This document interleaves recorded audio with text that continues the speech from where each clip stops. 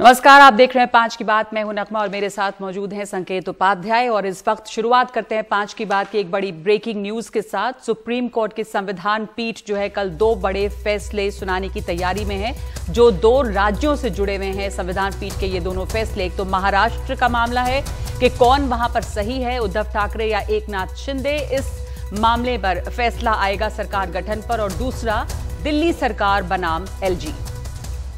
बिल्कुल, ये दोनों ही मामले 2 राज्यों से जुड़े हुए हैं, दोनों कॉन्स्टिट्यूशनल बेंच के मामले हैं। महाराष्ट्र का अगर मामले की बात करें तो इसको लेकर के तमाम अटकलें और कयास लगाए जा रहे थे कि क्या एकनाथ शिंदे भी डिस्क्वालीफाई हो सकते हैं, क्योंकि ये मामला अब सुप्रीम कोर्ट में आएगा।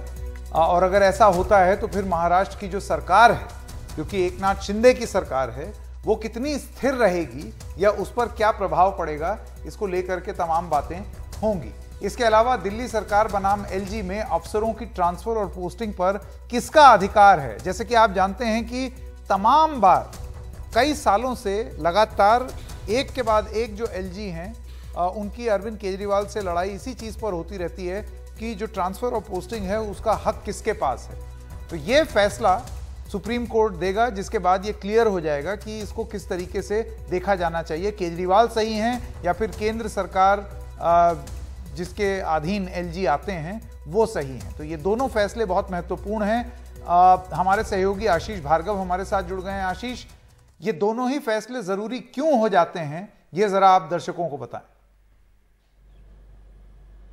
ये दोनों फैसले बहुत जरूरी हैं। जो राजनीति में कैसी सियासत रहेगी ये और आगे क्या व्यवस्था रहेगी, इन दोनों को ये संविधान पीठ के जो है वो व्याख्या करेंगी। देखिए, संविधान पीठ का काम संविधान की व्याख्या करना है, जहाँ पर संविधान मौन है, जहाँ पर क्लियर कट कुछ नहीं है। तो यहाँ पर बहुत बड़े 2 फैसले आ रहे हैं। शिवसेना का जो मुद्दा है वो काफ़ी अहम मुद्दा है, क्योंकि देश में ऐसी स्थिति पहले कभी नहीं आई।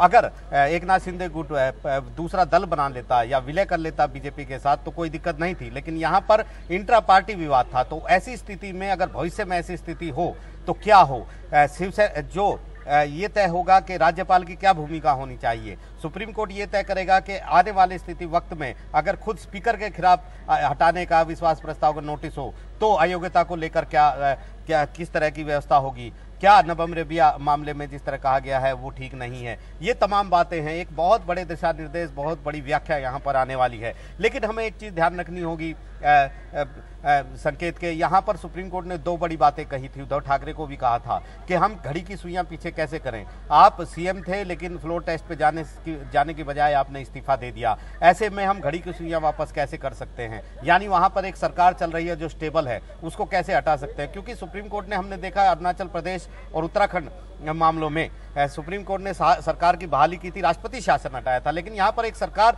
पहले से चल रही है। ऐसे में सुप्रीम कोर्ट इस व्याख्या के दौरान ऐसा क्या कह सकता है कि जिसका असर इस सरकार पर, चलती हुई सरकार पर पड़ सकता है। ये सबसे बड़ी चीज़ है।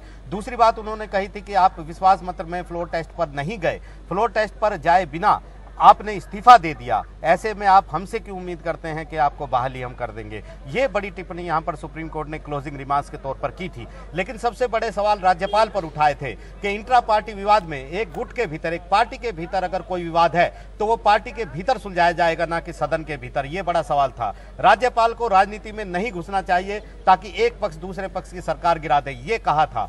तीसरी बात ये कही थी कि राज्यपाल को ये कैसे महसूस हुआ, उनको कब ये एहसास हुआ कि एकनाथ शिंदे ग्रुप जो है वो बीजेपी से मिलकर सरकार बना लेगा। ये सब चीजें नहीं थी। चिट्ठी में जो एकनाथ शिंदे गुट ने सिर्फ सिक्योरिटी मांगी थी कि हमें जान से खतरा है। आपने फ्लोर टेस्ट क्यों बुलाया। इंट्रा पार्टी के भीतर अगर विवाद है, असंतोष है, सहमति है, तो उसका हल सदन क्यों निकले, राज्यपाल क्यों दखल दे। ये बड़े सवाल यहाँ पर उठाए थे और इन सब बड़े सवालों के जवाब सुप्रीम कोर्ट के संविधान पीठ से कल हमें मिलने वाले हैं। जी। और दिल्ली में भी जो टकराव रहा है तमाम अधिकारों को लेकर, खास करके अफसरों के ट्रांसफर पोस्टिंग पर किसका अधिकार होगा, तो दिल्ली सरकार बनाम एलजी का जो ये मामला है ये भी अब सुलझेगा, इसकी कल उम्मीद है। ये इसमें क्या कुछ होगा कल? जी देखिए, इसमें भी एक बड़ा फैसला आएगा। बहुत लंबी चौड़ी कवायद के बाद 5 जजों के संविधान पीठ ने, सेम बेंच है, उसने ये फैसला रिजर्व रखा था। और अब सुप्रीम कोर्ट ये तय करेगा अफसरों की ट्रांसफर पोस्टिंग, यानी सर्विसेज का जो मामला है, सेवाएं का मामला है, उसमें अधिकार किसका है। उसमें दिल्ली सरकार का अधिकार है ट्रांसफर पोस्टिंग का, या फिर एलजी का अधिकार है, यानी केंद्र सरकार का अधिकार है। ये बड़ा फैसला है। जो मामला उलझा हुआ था, 5 जजों के संविधान पीठ ने 2018 में एक फैसला सुनाया। 2 जजों ने स्प्लिट जजमेंट दिए थे। एक जज का कहना था कि केंद्र सरकार का है, दूसरे ने कहा था कि एक ज्वाइंट स्तर तक के अफसरों की पोस्टिंग जो है वो ज्वाइंट डायरेक्टर स्तर के अफसरों तक की पोस्टिंग दिल्ली सरकार कर सकती है, उससे ऊपर जो IAS और तमाम अधिकारी हैं उनकी पोस्टिंग का अधिकार केंद्र सरकार के पास हो सकता है। लेकिन ये स्प्लिट वर्डिक्ट था, तो अब ये 5 जजों के पास वापस पहुंचा है और 5 जजों ने अपना फैसला रिजर्व रखा है। लेकिन हमें ये याद रखना होगा कि सुप्रीम कोर्ट ने खासतौर पर चीफ जस्टिस DY चंद्रचूड़ ने एक बड़ी टिप्पणी की थी कि दिल्ली में हाइब्रिड व्यवस्था क्यों नहीं हो सकती है, ये सवाल उन्होंने उठाया था। राजनीति चुनी हुई सरकार के पास भी अफसरों की ट्रांसफर पोस्टिंग के कुछ अधिकार होने चाहिए, ये उन्होंने कहा था। एक बड़ा जजमेंट आएगा दिल्ली सरकार अफसरों की, क्योंकि दिल्ली सरकार का हमेशा ये कहना है कि अफसरों की बात सुनते नहीं हैं, LG की बात। जैसे कि आशीष आप बता रहे हैं, लगातार एक लड़ाई बनी रहती है LG और दिल्ली सरकार के बीच में, लेकिन ये जो दोनों मसले हैं ये बहुत ही जरूरी हैं। और एक केस में तो यहां पर राजनीतिक साख की बात आ जाती है। मनीषा प्रियम जी हमारे साथ हैं, तुषार जी भी हैं। मनीषा जी, सबसे पहले मैं आपसे ये जानना चाहता हूं, खासतौर से महाराष्ट्र वाला जो मुद्दा है, आपको लगता है कि क्या इसी के बैकग्राउंड में जो हमने देखा तो अजीत पवार वाला बवाल और वहां पर जो पूरा गठजोड़ चल रहा था वो इसी वजह से हो रहा था? देखिए, मोटा मोटी बात अब यह है कि बम्बई जजमेंट के बाद ये एक सेकंड लैंडमार्क मोमेंट है, जहां कि हम जानते हैं कि भारत में राष्ट्रीय स्तर पर, केंद्रीय स्तर पर संघ का जो केंद्र है उसमें पूरा बोलबाला और वर्चस्व भाजपा का है। लेकिन राज्यों में ये बिसात भाजपा जैसा चाहती वैसी बन नहीं पाती है, स्पष्ट बहुमत नहीं मिलते। मध्य प्रदेश में कहीं मिल गया जनाधार, लेकिन संख्या नहीं थी। महाराष्ट्र में आते आते चूक गए, और 2 जो इम्पॉसिबल्स थे, शिवसेना और पवार की पार्टी NCP, वो साथ आ गई, तो बीजेपी एक प्लान बी पे गई। तो प्लान बी में भी जो बातें उभर के आई, तो ये सारे के सारे मामले जो है वो राजनीति के अखाड़े से उठ करके और वो सुप्रीम कोर्ट के पास आते हैं। तो आप जानते हैं कि भारत की जो संघीय प्रणाली है, इसमें कुछ विरोधाभास हम राज्यों में प्रतिस्पर्धा, पॉलिटिकल कंपटीशन से फिक्स करते हैं, लेकिन कई बार जब मसले वहां भी नहीं फिक्स होते तो कभी पानी के ऊपर, कभी संख्या के ऊपर, नदी, रिवर वाटर्स बहुत बड़ा मुद्दा है। लेकिन राज्य की सरकारों के ऊपर कोर्ट जाने की प्रक्रिया जो है, जहां भी संख्या या जनमत दोनों स्पष्ट नहीं है, बखूबी आने लगा है। और कारण यह है कि भाजपा की जकड़ जो है वो केंद्र पे बहुत स्पष्ट है और बहुत स्पष्ट निर्देश के साथ, संख्या के साथ है। वैसा निर्देश राज्यों में नहीं दिखता है। राजनीति के लिए, भारतीय लोकतंत्र के लिए तो ये अच्छा है, लेकिन राज्यों में गवर्नेंस कैसा चले, क्योंकि हर पार्टी चाहती है कि चेहरे वाली राजनीति करके और उसको खूब सारी संख्या आ जाए, तो वो जो है जब नहीं होता हुआ दिखता है, तो महाराष्ट्र जैसी स्थिति, महाराष्ट्र एक बहुत महत्वपूर्ण राज्य है भारत के वेस्ट में। लेकिन दिल्ली का जहां तक सवाल है, तो दिल्ली में तो उस राज्य के इंसेप्शन पे कि ये राज्य पूरा है ही नहीं, डिवीजन ऑफ लिस्ट क्या है, 3 लिस्ट प्रणाली है कि नहीं, कि यहाँ तो LG है, अब LG जो है वो गवर्नर से ऊपर है कि नीचे है। तो एक तरह से इससे होता यह है कि जो राजनीतिक खींचातान है वो आप देख रहे हैं कि कोर्ट ही नहीं, यहाँ जेल तक भी, कि जो पॉलिसी अभी इंप्लीमेंट भी नहीं हुई उसके आधार पे मिनिस्टर्स उठ के जेल तक भी हैं, गवर्नर हैं कि LG हैं। तो यहाँ संघीय प्रणाली पर खींचतान जो है, पर एक महत्वपूर्ण ये फैसला फिर बाद में आगे जजमेंट की तरह कोर्ट भी किया जा सकता है, क्योंकि अगर ये कभी दोबारा ये समस्या आई, क्यों तुषार जी, आपका क्या मानना है? दोबारा ये समस्या जरूर आएगी, जैसा मैम ने कहा कि राज्यों में ये चलता रहेगा और समस्या दोबारा उठेगी। पर महाराष्ट्र के बारे में ये ख्याल है कि उद्धव ठाकरे रिजाइन कर चुके हैं। सुप्रीम कोर्ट का फैसला जो भी है, प्रॉब्लम ये रहेगी उद्धव फैक्शन के लिए कि बिना फ्लोर टेस्ट के उनका रिजाइन करना, अब वो कितना उनके अगेंस्ट जाता है या उनके फैसले में उनकी मदद करता है, वो देखना जरूरी होगा। मुझे लगता है महाराष्ट्र की जहां तक बात है, सरकार सुरक्षित है। जो अभी एकनाथ शिंदे की सरकार है वो सुरक्षित है, क्योंकि जो सबसे जरूरी चीज थी उस दौरान, क्योंकि बहुत बातें हो रही थी, वो 10 दिन बहुत लंबा एक कार्यक्रम चला था, राजनीतिक कार्यक्रम जिसे कहें हम। उद्धव ठाकरे ने जो रिजाइन कर दिया बिना फ्लोर टेस्ट के, वो उनकी जो एक लेजिटिमेसी थी उसको बहुत हर्ट कर चुका है। बात रही दिल्ली की, देखिए दिल्ली के लोगों को गवर्नेंस की बहुत जरूरत है। हाई दिन किसी भी छोटे बड़े मामले पर LG और दिल्ली सरकार का जो मतभेद चलता रहता है, इसका एक फाइनल सेटलमेंट अब बहुत जरूरी है। मैम ने वही समझाया कि हम LG के स्तर को भी ठीक से नहीं पहचान पा रहे, हम दिल्ली सरकार का कर्तव्य क्या है उसको भी ठीक से समझ नहीं पा रहे। तो उस कंटेक्स्ट में जजमेंट बहुत जरूरी होगा। पर जहां तक महाराष्ट्र की बात है, क्योंकि सस्पेंस उसके आसपास रहेगा एकनाथ शिंदे की सरकार फिलहाल सुरक्षित दिखाई दे रही है। लेकिन एक छोटी सी बात मैं जोड़ना चाहूंगी कि बम्बई जजमेंट जिसका मैं आपको वाकया दे रही हूं, वो कर्नाटक के, तो एक तरह से महाराष्ट्र और कर्नाटक की राजनीति जो है वो एक तरह से उसका गठजोड़ हम देखते हैं, और समसामयिक अवस्था भी है। आज पूर्व संध्या है कर्नाटक में जो चुनाव हुए हैं उसके नतीजे की तरफ बढ़ने का, लेकिन उस घोषणा की भी पूर्व संध्या है जो सुप्रीम कोर्ट की तरफ आ सकती है। क्या मुंबई महाराष्ट्र में कोई नया स्वरूप पाकर उदय होंगे? जी बिल्कुल। तो ये दो महत्वपूर्ण जो खबर है, दो महत्वपूर्ण फैसले हैं वो कल आएंगे, लेकिन इस समय हम थोड़ा आगे बढ़ते हैं और पड़ोसी देश पाकिस्तान में जो हंगामा है, जो उथल पुथल है, उस खबर पे चलते हैं। इस वक्त इमरान खान की मुसीबत तो बनी हुई है। 8 दिन की एनएबी रिमांड पर वो चले गए, सुप्रीम कोर्ट में से भी इमरान खान को राहत नहीं मिली है और पीटीआई की जो याचिका है वो खारिज कर दी गई है। लेकिन इस बीच काफी हंगामा है पाकिस्तान की सड़कों पर गिरफ्तारी, इमरान खान की गिरफ्तारी को लेकर, और बहुत सारे लोग जो हैं उनकी गिरफ्तारियां भी हुई हैं। पेशावर रेडियो में प्रदर्शनकारी घुसे हैं, तो इस तरह की स्थिति जो है वो लगातार बनी हुई है। फायरिंग हुई है वहां पर, 4 लोगों की मौत की भी खबर है। उमा शंकर हमारे साथ मौजूद हैं स्टूडियो में, हमारे सहयोगी। पाकिस्तान सुप्रीम कोर्ट ने हाई कोर्ट का फैसला बरकरार रखा है उमा, और इसका अंदेशा था कि कुछ ऐसा ही होगा। 2 मामले में, एक में तो इंडाइटमेंट उनकी होनी थी, आज कल जो गिरफ्तारी हुई। इस समय की स्थिति वहां पर बदतर होती चली जा रही है अगर हम अराजकता और हिंसा की बात करें। जी बिल्कुल नगमा, और यही वजह है कि पंजाब और खैबर पख्तूनख्वा 2 प्रांत जहां पर कि सेना को बुला लिया गया है, और इससे इस बात का अंदेशा मिलता है कि स्थिति और ज़्यादा खराब होगी। आपने जिक्र किया पेशावर का, पेशावर रेडियो स्टेशन को पूरी तरह से जला दिया गया है। एक पत्रकार वहां अंदर अभी भी फंसे बताए जा रहे हैं, और जो फायरिंग हुई है वो तो सुरक्षा बलों की तरफ से फायरिंग हुई है। साथ में जो वीडियोज़ आए हैं उसमें पीटीआई के कार्यकर्ता भी राइफल से फायरिंग करते हुए नजर आ रहे हैं। तो ये 2 तरफा फायरिंग हुई है। 4 की मौत की खबर अभी तक आई है। लेकिन बड़ी बात यह है कि तोशाखाना मामले में जो अभियोग है वो तय हो चुका है।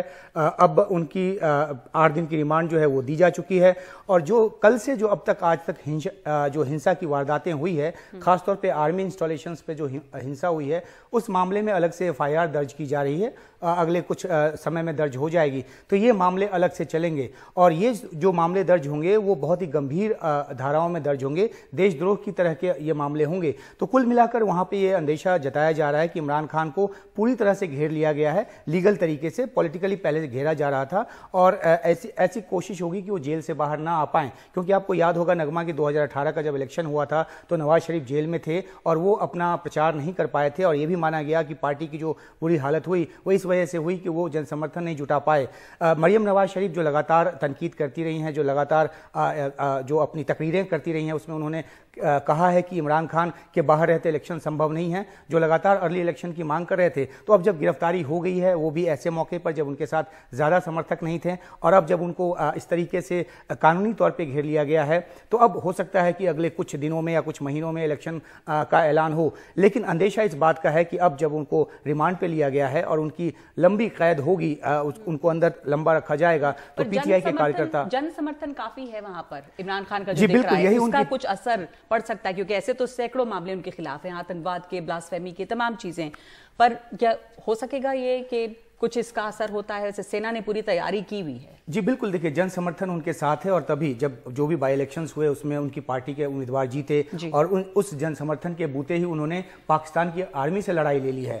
अब पाकिस्तान की आर्मी कदापि नहीं चाहेगी कि किसी भी तरह का पॉलिटिकल स्पेस उनके लिए छोड़ा जाए।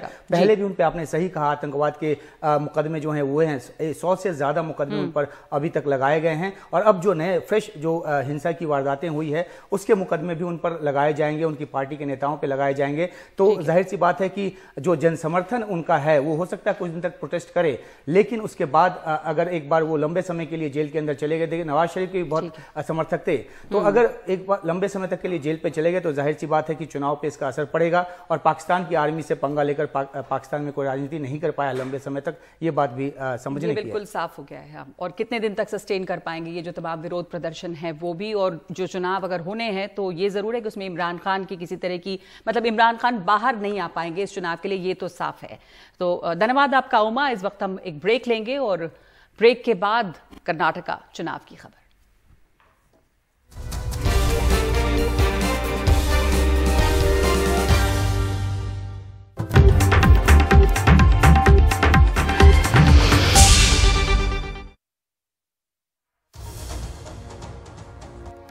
तो एक बार फिर से आपका स्वागत है और नगमा और मैं अब आपके लिए लेकर के आ रहे हैं जिसको हम कहते हैं कर्नाटका एग्जिट पोल्स। अब आपको ये बता दें कि अभी पोलिंग चल ही रही है कर्नाटक में, 6 बजे खत्म होगी, तो उसके बाद 6:30 बजे से नगमा जी नतीजे आने शुरू होंगे एग्जिट पोल के, और उसमें ये पता चलेगा कि अलग अलग जो पोल वैज्ञानिक हैं जो कि एग्जिट पोल कराते हैं वो किस पार्टी को कितना आंकते हैं, ओपिनियन पोल से कितना इत्तेफाक रखते हैं, या जो लास्ट मिनट पे जो स्लॉग ओवर्स में जो बैटिंग की है नरेंद्र मोदी ने कर्नाटक में, उसका कितना प्रभाव पड़ा। ये बहुत इंपॉर्टेंट होगा देखना कि प्रधानमंत्री ने जिस तरह से आखिर में जिस तरह का कैंपेन किया है उससे वाकई कितना फर्क पड़ा है, और वो लोग जो कांग्रेस को लेकर बहुत होपफुल हैं, उम्मीद से हैं, उन्हें भी ये लगता है कि कुछ इससे मार्जिन जो अगर वो जीतते हैं तो उसमें भी जरूर डेंट हुआ होगा। तो ये तमाम बातें हैं जिस पर हम चर्चा करेंगे। 224 सीटों के लिए ये वोटिंग हो रही है और 3 बजे तक का जो आंकड़ा है उसके मुताबिक करीब 52.2% मतदान जो है वो हुआ है।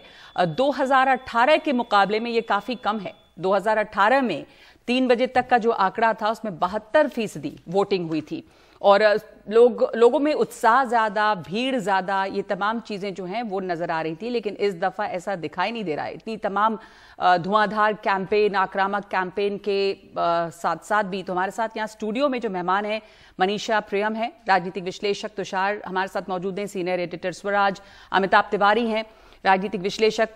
मनीषा, जो वोटिंग परसेंटेज है, पहले इसी पर आपकी पहली टिप्पणी की, बहुत ही लोगों में एक मायूसी सी दिख रही है, लोग तो बाहर निकले ही नहीं वोट डालने के लिए, क्या बताता है ये? अब देखिए, वोटिंग परसेंटेजेस अपने आप में राजनीति के किसी रंग का झंडा नहीं फहराते, लेकिन हाँ, लोगों में किसी मुद्दे पर यदि प्रबल रोष हो या कि कोई प्रबल समर्थन करना चाहते हो तो दोनों जो इंस्टेंसेस हैं उसमें लोग बहुत भारी संख्या में आते हैं। शहरी इलाकों में वैसे भी पिछली बार जब वीकेंड था तो लोगों ने कहा कि बंगलोर से लोग छुट्टी मनाने चले गए, तो इस बार वीकडे में रखा गया। तो वो एक्सपीरियंस खास तौर से मनीषा जी प्रेस कॉन्फ्रेंस में बोला इलेक्शन कमिश्नर ने कि हम जानबूझ के वो हफ्ते के एकदम बीच में रख रहे हैं कि कोई छुट्टी मनाने ना चला जाए। तो बिल्कुल लोगों की सुई जो है वो टस से मस नहीं हुई। शहर का आंकड़ा मैं जो देखती हूँ वो काफी निराशाजनक है।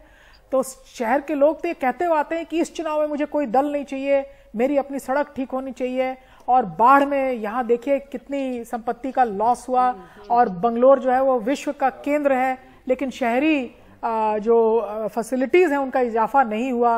अर्बन पुअर की बात भी बहुत की जाती है। तो मध्यम वर्ग अपनी आवाज लेके उठता है आगे, निचला वर्ग जो है वो कहता है कि इनकी बात अगर नहीं सुनते तो आप हार जाइएगा। लेकिन किसी तरफ से भी एक फुट स्टैंपिंग इलेक्शन जो है वो हम नहीं देखते। लेकिन मैं ये भी कहूं कि प्रधानमंत्री ने स्वयं एकदम बिल्कुल जो इनकम्बेंसी या एंटी इनकम्बेंसी थी वो बसवराज बोम्मई पर थी, कोई पीछे उनके नहीं दिखा। अकेले उन्होंने काफिला लेकर शहर में वो 2-2 दफा निकले, शहर के अनेक इलाकों में, और निकटवर्ती मैसूर में भी रहे। तो इन सब को लेकर बंगलोरियों ने लगता है कि, लेकिन ये भी तो ये दिखता है, माधुराव भी हमारे साथ हैं, बीजेपी प्रवक्ता, के कोई भी पूरा जो कैंपेन था प्रधानमंत्री उसको लीड कर रहे थे, जो नेता थे वहां के लोकल बड़े चेहरे वो ज्यादा नजर ही नहीं आए, और पूरा का पूरा बीजेपी ने जो कैंपेन किया वो नेशनल इश्यूज पे किया, लोकल इश्यूज थे ही नहीं ज्यादा। और आप बाद में देखें जिस तरह से हनुमान जी की एंट्री हुई वहां पर, बजरंग दल, तो ये भी तो दिखता है कि आपके पास अचीवमेंट्स बताने को ज्यादा कुछ थे नहीं, तो इश्यूज कहीं और से आ रहे थे। पहले नमस्ते। नहीं, मेरा मानना है कि हमारे जो लीडर्स है, में हमारा मुख्यमंत्री है और दूसरे सारे मिनिस्टर्स थे, मोदी जी के आने के पहले ही हम तैयार रखे थे for the purpose of programs and all. तो मेरा ये मानना है कि हाँ, हमारे पास जो है जो कार्यक्रम जो था कर्नाटक सरकार का हमने लागू किया था, उसके ऊपर ही हमने जिक्र किया था, हमने एडवर्टाइजमेंट भी किया था, लोगों को पहुंचा भी दिया था। तो हमारा ये मानना है कि जो सरकार था, हमारा जो सरकार था और सेंट्रल गवर्नमेंट को भी के सरकार था, हमारा भाजपा का डबल इंजन सरकार था, उसके जो प्रोग्राम्स था उसके भी हम जिक्र किया है लोगों को। और स्वाभाविक तरीके से हमारा ये मानना है कि मोदी जी जो प्रधानमंत्री है, हमारा लीडर है, तो वो स्वाभाविक है कि हम उसको मांगा कि आप इधर होने चाहिए तो है। तो मैं इसे कांग्रेस को पूछना था, तो आपके पास कौन है? आपके पास लीडर्स भी नहीं है, आपके पास प्रोग्राम्स भी नहीं है, सिर्फ वो टिप्पणियां करते रहते हैं, एलिगेशंस करते रहते हैं। तो उसके ऊपर तो थोड़ी ना जनता वोट करेंगे। ये बात सही है, लेकिन देखिए ऐसा है, ये सब होने के बावजूद बजरंग दल को बजरंग बली से जोड़ करके प्रस्तुत करने में अव्वल नंबर पार्टी रही भारतीय जनता पार्टी। अब इसका क्या चुनावी लाभ होगा वो या नुकसान होगा वो तो आगे देखेंगे और चुनाव के नतीजों पर पता चलेगा। लेकिन मधु जी एक सेकंड आप हमारे साथ बने रहिए, जरा और लोगों के कमेंट्स ले लें। अमिताभ तिवारी जी पॉलिटिकल बाबा के नाम से बेहद मशहूर, हमारे साथ यहाँ पर स्टूडियो में मौजूद हैं। तुषार जी और मनीषा जी, एक एक करके पहले आपसे कमेंट ले लें। मनीषा जी, एक जो सबसे बड़ा सवाल होगा, एक ओपिनियन पोल्स में जो हवा एक दिखाई दे रही थी, ग्राउंड पे मोमेंटम जो दिखाई दे रहा था वो था कांग्रेस के लिए, उनके फेवर में। लेकिन उसके बाद ये मुद्दा आया, रिजर्वेशन का मुद्दा उठाया बीजेपी ने और फिर बजरंग बली वाला मुद्दा उठाया और उसके बाद बहुत भारी भरकम रोड शो किए। आपको लगता है कि इसका चुनाव के नतीजे पर प्रभाव पड़ेगा कर्नाटक में, या भयंकर रूप से लोकल इश्यूज मैटर करेंगे जैसे कि आप कहती रही? तीनों ही बातें जो हैं वो लोकल इश्यूज में परिवर्तित हो चुकी थी। बजरंग बली किसने कहा कि लास्ट मिनट ये उठाया गया? 2022 से जो अंजनप्पा के मंदिरों के ऊपर और जिन इलाके में माना जाता है ऐसा कि हनुमान जी का बर्थ प्लेस था, वहां तो ये बातें उठाई जा रही थी। उडुपी के मंदिर से लेकर के श्रीराम सेन्ने ने कहा कि हम समर्थन करते हैं। मुस्लिम ट्रेडर्स जो हैं वो छोटे छोटे मंदिर के इलाके में फेयर्स ना लगें, उस पर बैन, और इस पर सब एकता तो हो ही चुकी थी। अब किया ये गया कि जो एक बिल्कुल मिलिटेंट वर्कर बीजेपी के पक्ष में इमर्ज किया था, वो अब तक जिनको कि फ्रिंज कहा जाता था, वो अब भाजपा की मध्य धारा, केंद्र धारा बन चुके थे। तो उनको आकर्षित करने के लिए अंत में कि वो जाएंगे और बिल्कुल दरवाजा खटखटा के, देखिए लास्ट में वोटर को आपको मत बूथ तक ले आना है और उसके लिए आपको एक कमिटेड कोर काडर चाहिए। तो ये एनर्जाइज करने के लिए किया गया। रिजर्वेशन क्यों किया गया? रिजर्वेशन अब इसलिए किया गया कि एक बड़ा धराड़ जो है डोमिनेंट पॉलिटिक्स का, लिंगायत और वोकलिगा दोनों ही ये समझें कि भाई हमको इधर रहना है तो हम ठीक रहेंगे।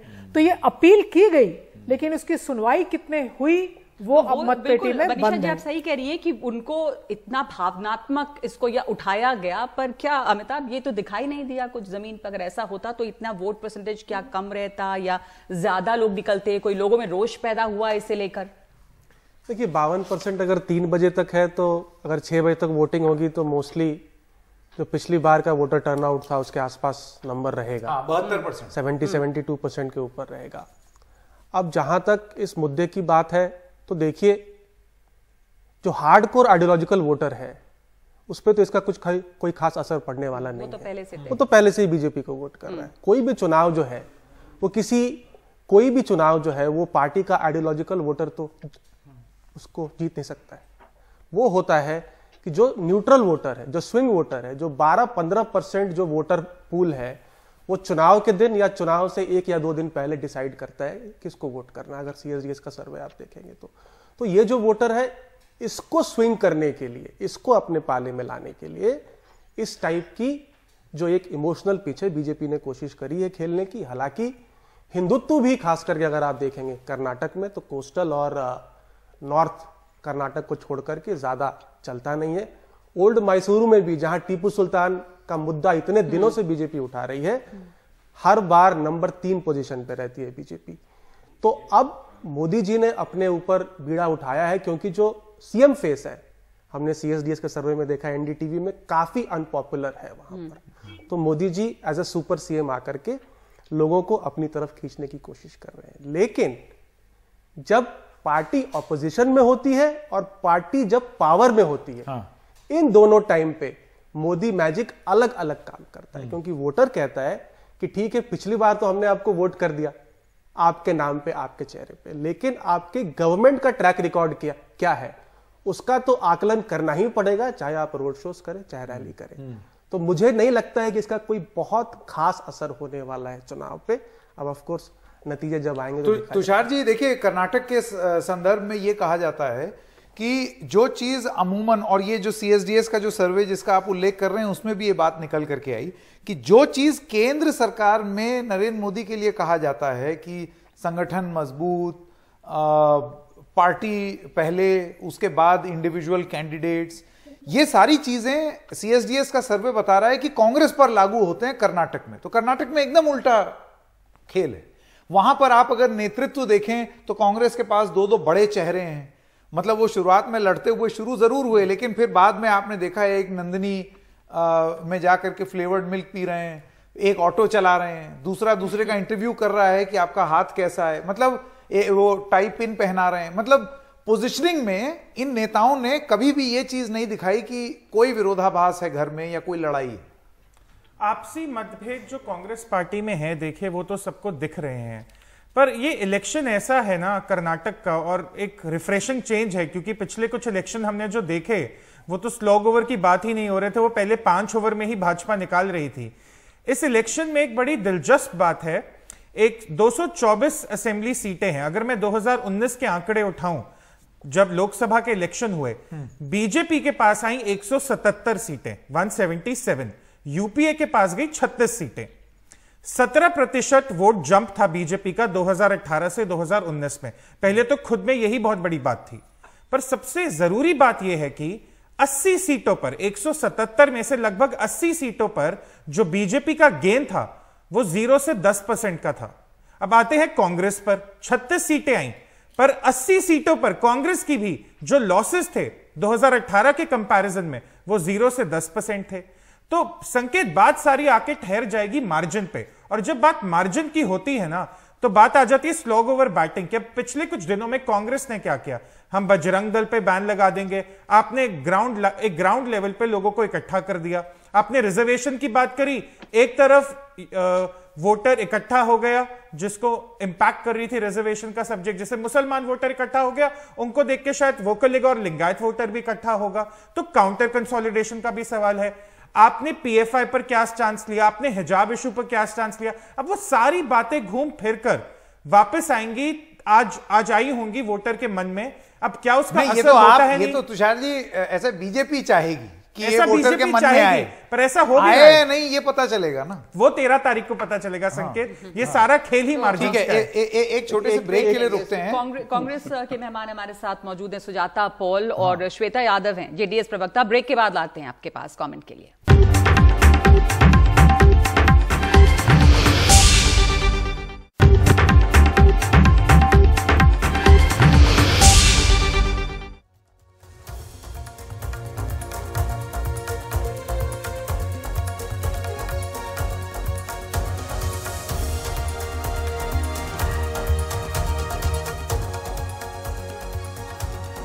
तो बात कर रहे हैं हम कर्नाटका की।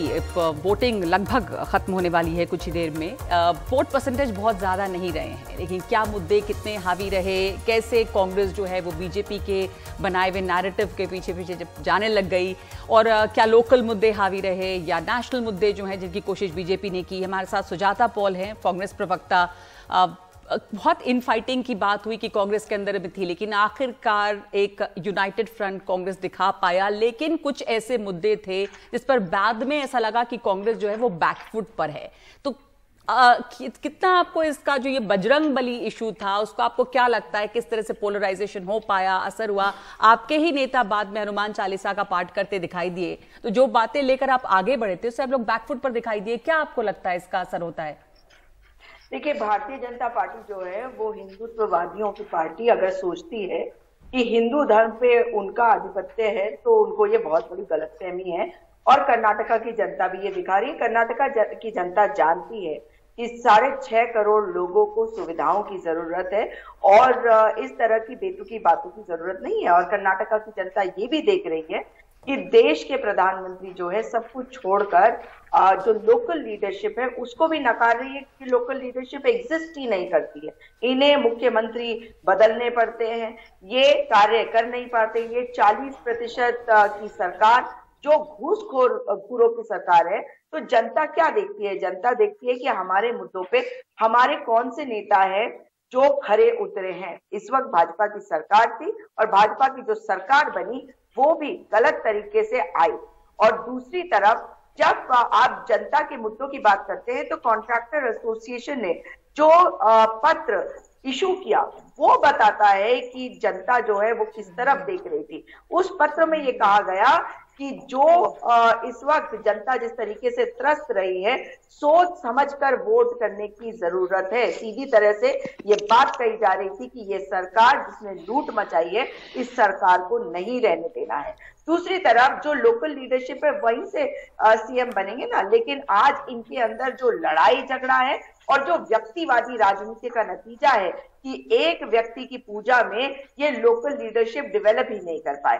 जिसको प्रधानमंत्री ने मुख्यमंत्री बना दिया, उसको हटा दिया, फिर दूसरे को बना दिया, बस यही चलता रहा और ये केवल खुद का विकास करते रहे। जी, लेकिन सवाल जो नगमा जी पूछ रही थी वो थोड़ा सा अलग था और उसके लिए जो ग्राफिक है स्क्रीन पर हम आपको दिखा रहे हैं और श्वेता यादव जी के पास जाएंगे कि जिस सीट पर जो पार्टी विजयी थी उस पे रनर्स अप कौन था। तो बीजेपी जिन सीटों पर जीती है, जैसे कांग्रेस का देख लीजिए, उसमें बीजेपी जो है वो 59 सीटों पर कांग्रेस जहां जीती उसमें से 59 सीट्स पर बीजेपी सेकंड रनर्स अप थी। डायरेक्ट कॉन्टेस्ट की यहां बात होती है। लेकिन जेडीएस का श्वेता यादव अगर हम ये आंकड़ा दिखाएं तो आप कांग्रेस पार्टी को ज्यादा पछाड़ करके अपनी सीटें आप जीती हैं, यानी कि 25 सीटों पर कांग्रेस नंबर 2 रही है, जहां पर आपने 2018 में अपनी जीत हासिल की।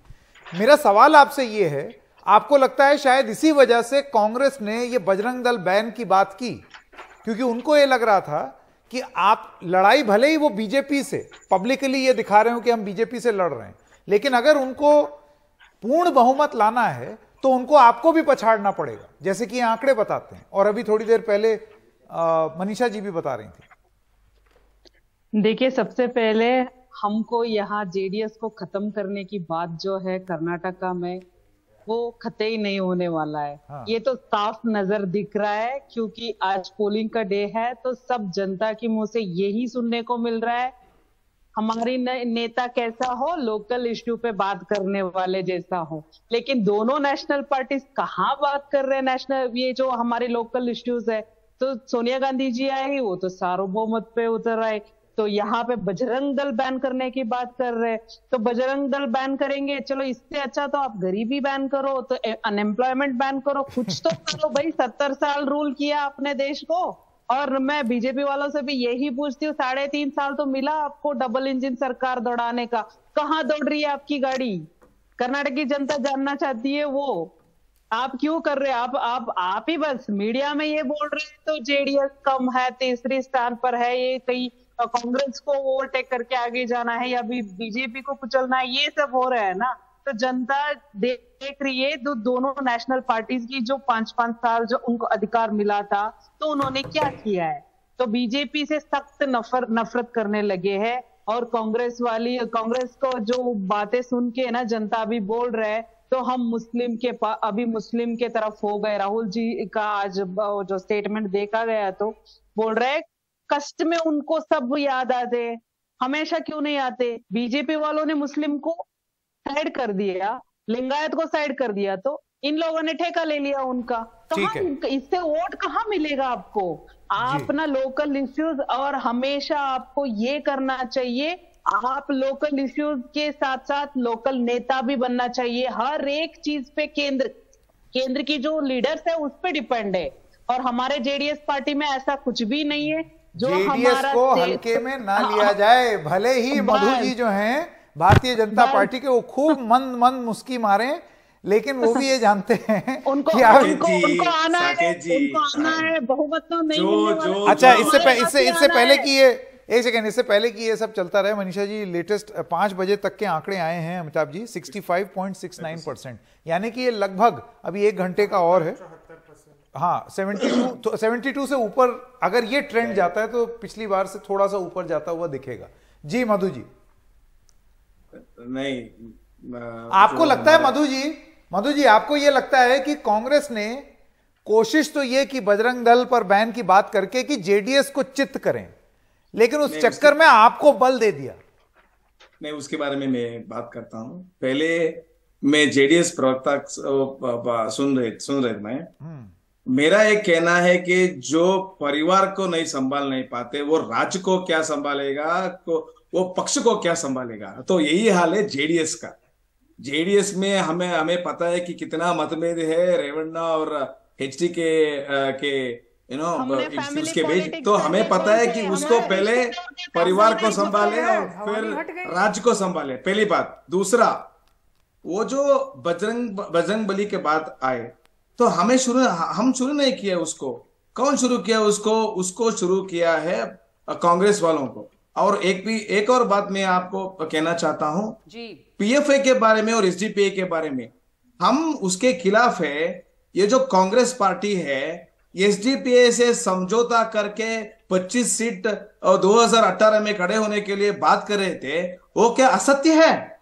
हमने बात नहीं किया भाई, वो बात क्या है परमेश्वर जी ने स्टेटमेंट दिया है कि लोग को एसडीपीआई को हमें सपोर्ट देना चाहिए क्योंकि हमको बीजेपी को हराना है। हम सबको पता है कि एसडीपीआई और पीएफआई का नाते क्या है, और फिर भी होते हुए हम ये कहते हैं कि वो नहीं आप सुनिए थोड़े, कई बातें कही हैं, वो छोटी सी टिप्पणी। सुजाता, आप कुछ कहना चाह रही हैं? जी देखिए, ये जो एसडीपीआई है ना, ये भाजपा की बी टीम के तौर पे काम करती है, क्योंकि ये अपने आप ही बता देते हैं कि किसको सपोर्ट देना है। अभी हम बी टीम बन गए, अभी वो बी टीम बन गए। अरे आप तो बी टीम है, आप तो बी टीम है। हमने नहीं कहा, आपका जो एमपी पाटिल साहब है, कैंपेन कमेटी का चीफ है, उन्होंने बताया कि एसडीपीआई का सपोर्ट हमें सख्त लेना है क्योंकि बीजेपी को हराना है। आप लोग एंटी नेशनल है, आप लोग एंटी इंडिया है, इसलिए आप टेररिस्ट के साथ समझौता करेंगे। मधु जी, ये एंटी वाली बात तो देखिए, चुनाव खत्म हो रहा है। ये चुनाव से पहले ये सब बातें बहुत होती हैं। अब तो खत्म हो रहा है, अब तो एग्जिट पोल का टाइम है। अब एंटी और प्रो बोल करके क्या, अब तो हो गई, अब तो हो गई। कोई ठीक नहीं है कि क्या पता हंग हो जाए और किसको कब जरूरत पड़े। बहुत धन्यवाद आप तमाम लोगों का इस चर्चा में शामिल होने की।